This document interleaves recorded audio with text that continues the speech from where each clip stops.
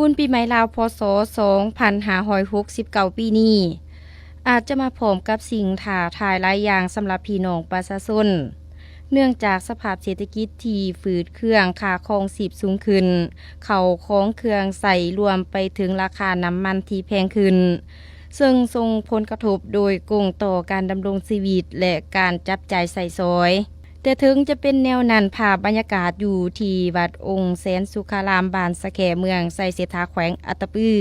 ได้พิสูจน์ให้เห็นแล้วว่าวิกฤตทางเศรษฐกิจบ่อาจกีดกันพลังศรัทธาอันสูงส่งของมวลชนใด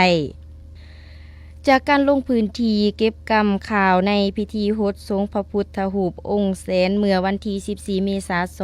น2026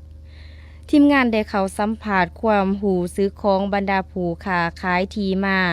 ตั้งห้านบางขายเครื่องบริเวณอ้อมหอบวัดสิ่งที่พวกเฮาได้รับฟังบ่แม่นเสียงจมว่าโถเทแต่กงกันขามผาดเป็นเสียงสะท้อนแห่งความตัดสินใจเด็ดเดียวและ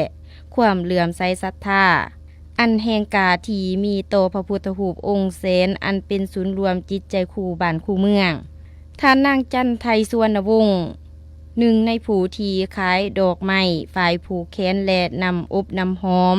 ได้บอกเราด้วยแววตาที่มุ่งมั่นว่ายอมรับว่าปีนี้เศรษฐกิจฝืดเครื่องแท้ๆต้นทุนเครื่องของที่หับมาขายก็สูงขึ้นแม่นแต่นำดื่มก็ยังราคาแพงต้นทำอิฐโกลังเลใจอยู่ว่าจะมาตั้งห้านขายดีบ่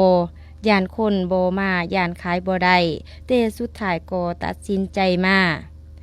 ย้อนแห่งศรัทธาที่มีต่อพระพุทธรูปองค์แสนเฮาคิดว่าบ่ว่าสภาพการจะเป็นแนวใดก็ต้องมาร่วมบุญ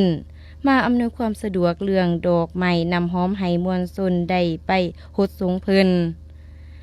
ซึ่งพอมาแล้วก็ชื่นใจเท่ๆพอมวลชนตลอดหอดการนำขันแขวงขันเมืองก็ยังหลั่งไหลมาร่วมพิธีกันอย่างหนาแน่นคือเก่าถึงกำไรจากการขายจะบ่ได้หลายคือแต่ก่อนแต่สิ่งที่ได้เปรียบคือความอิ่มใจและได้กำลังใจจากพุทธบารมีของเพิ่นให้มีแห่งสู่ชนต่อไปชื่อนางจันไทยนามสกุลสุวรรณวงศ์คนอยู่กับสะแคนี่แหละบ้านเกิดเมืองนอนปีกายคนหลายกว่าแล้วก็ขายได้ดีกว่า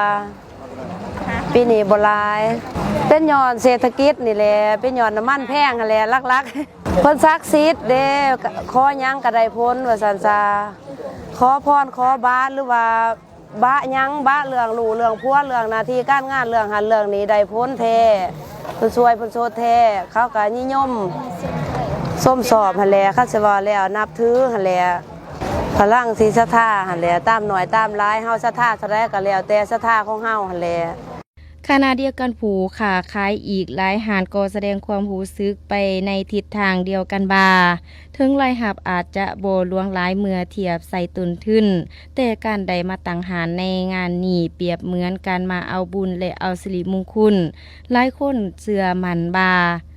การได้ประกอบส่วนและได้มาสักการะบูชาพระองค์แสนด้วยนำจิตนำใจที่บริสุทธิ์จะช่วยปัดเป่าสิ่งที่มองมัวและดลบันดาลให้ชีวิตครอบครัวตลอดหอดการทำมาหากินผ่านพ้นวิกฤตเศรษฐกิจครั้งนี้ไปได้